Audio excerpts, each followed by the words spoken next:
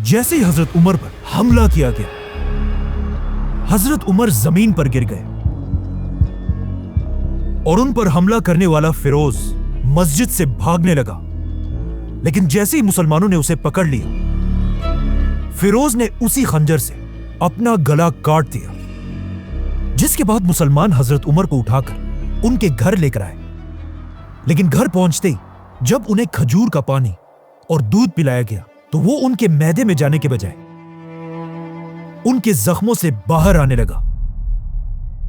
یہ دیکھ کر حضرت عمر کے ڈاکٹر نے انہیں کہا کہ یا امیر المومنین، اللہ کو یاد کریں،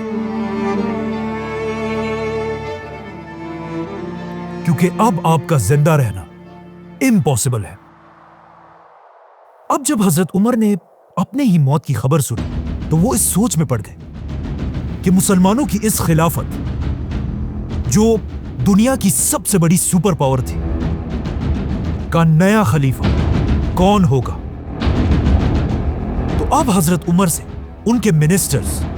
جنرلز اور بڑے بڑے صحابہ آ کر ملنے لگے اور سب مل کر حضرت عمر کو اسلام کے تیسرے خلیفہ کے بارے میں اپنی رائے دینے لگے۔ تو سب سے پہلے ایک آدمی نے حضرت عمر کو اپنی رائے دی کہ یا امیر المومنین، آپ دنیا کے اتنے بڑے خلیفہ ہیں اور دنیا کا رواج یہ ہے کہ ہر بڑے بادشاہ کے بعد اسی کا بیٹا بادشاہ بنتا ہے، تو اب آپ بھی اپنے بعد اپنے بیٹے عبداللہ بن عمر کو مسلمانوں کا نیا خلیفہ بنائیں۔ یہ سن کر حضرت عمر نے اسے دیکھا اور کہا، اللہ تمہیں تباہ کرے، افسوس ہے تمہاری اس سوچ پر۔ میں نے اپنی پوری زندگی میں کبھی بھی یہ نہیں چاہا کہ مسلمانوں کی خلافت میرے خاندان کو ملے، کیونکہ حضرت عمر یہ نہیں چاہتے تھے کہ مسلمانوں کی خلافت بھی رومن اور پرشین امپائر کے بادشاہوں کی طرح صرف ایک خاندان کے کنٹرول میں رہے۔ اب جب حضرت عمر نے سب کے سامنے اپنے بیٹے کو خلافت سے دور کر دیا تھا تو مدینہ کے سارے لوگ حیران تھے کہ آخر حضرت عمر کس کو خلیفہ نومینیٹ کریں گے۔ فائنلی حضرت عمر نے اپنے بیٹے کو پاس بلایا اور اسے کہا، لکھو، میں اپنے بعد صرف 6 لوگوں کو مسلمانوں کا خلیفہ بننے کے قابل سمجھتا ہوں۔ یہ 6 صحابہ کوئی عام لوگ نہیں تھے، بلکہ ان سب کا تعلق ان 10 لوگوں سے تھا جنہیں رسول اللہ صلی اللہ علیہ وسلم نے اپنی زندگی میں جنت کی خوشخبری سنائی تھی، جنہیں 10 مبشرہ 10 بلیس صحابہ کہا جاتا ہے۔ لیکن اب مسئلہ یہ تھا کہ ان 10 صحابہ میں ایک تو حضرت عمر خود تھے اور 2 صحابہ ان سے پہلے ہی فوت ہو چکے تھے، اور 7 صحابہ ایسے تھے جو اب بھی زندہ تھے۔ تو حضرت عمر نے ان 7 صحابہ میں سے 6 کو خلافت کے لیے نومینیٹ کیا اور صرف ایک کو باہر رکھا، کیونکہ اس صحابی کا نام سعید بن زید تھا، اور یہ حضرت عمر کے کزن اور انہی کے قبیلے سے تھا۔ مطلب حضرت عمر اگین یہ نہیں چاہتے تھے کہ خلافت کسی ایک خاندان کے کنٹرول میں آئے، چاہے وہ خاندان ان کا اپنا ہی کیوں نہ ہو۔ ساتھ ہی حضرت عمر نے یہ آرڈر بھی دیا کہ میرے بیٹے عبداللہ بن عمر کو بھی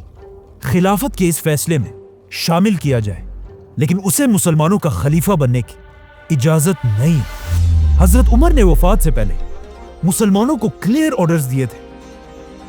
کہ مجھے دفنانے کے فوراً بعد ان 6 صحابہ کو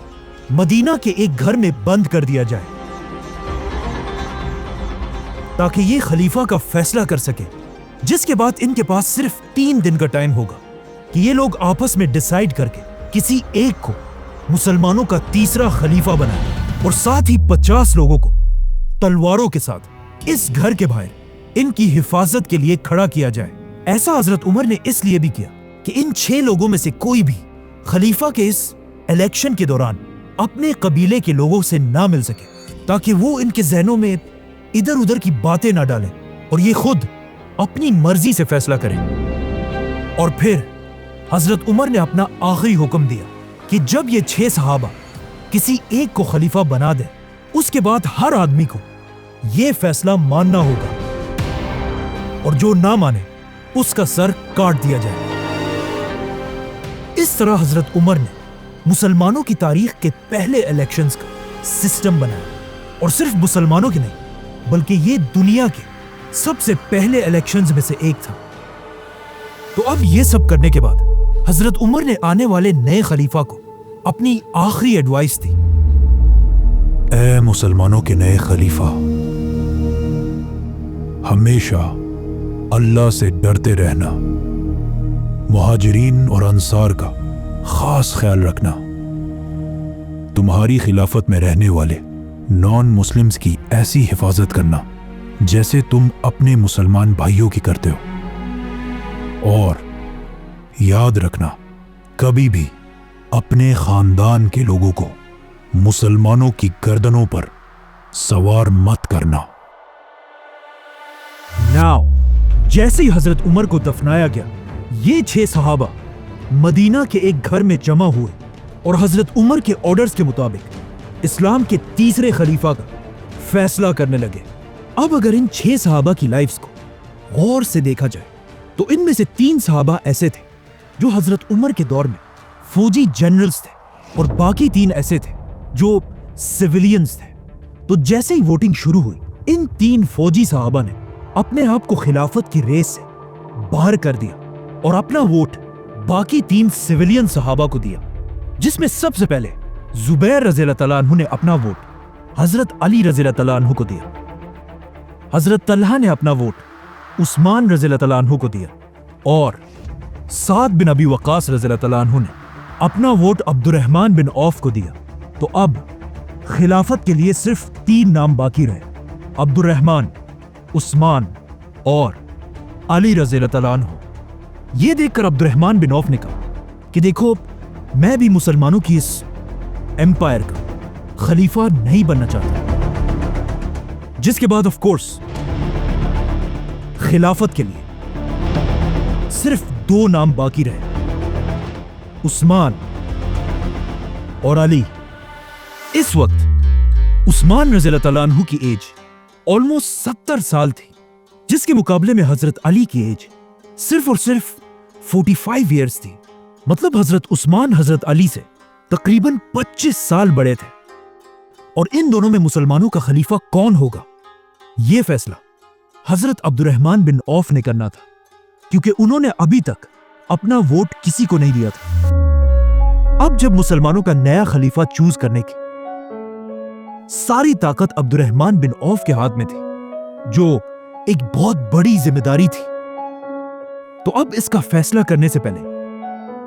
عبد الرحمن بن عوف رضی اللہ تعالیٰ عنہ مدینہ کے بڑے بڑے صحابہ کے پاس گئے اور ان سے ان کی رائے پوچھی، جس کے بعد وہ مسلمانوں کی فوج کے کمانڈرز کے پاس گئے، ان کی بھی رائے لی، اور خلیفہ کے اس ڈیسیژن میں عبد الرحمن بن عوف نے مدینہ کے عورتوں سے بھی مشورہ کیا۔ اسی طرح عبد الرحمن بن عوف مدینہ کے یوتھ اور ایون غلاموں کے پاس بھی گئے کہ اسلام کا نیا خلیفہ کس کو ہونا چاہیے۔ تو اب ان سب لوگوں سے ملنے کے بعد عبد الرحمن بن عوف کو یہ بات کنفرم ہو چکی تھی کہ پورے عرب میں حضرت عثمان اور علی رضی اللہ تعالیٰ عنہ سے زیادہ کوئی بھی خلافت کا حقدار نہیں ہے۔ لیکن ان سب لوگوں سے بات کرنے کے بعد عبد الرحمن بن عوف نے نوٹ کیا کہ عرب کی عوام میں حضرت عثمان کی پاپولیرٹی حضرت علی سے تھوڑی سی زیادہ ہے،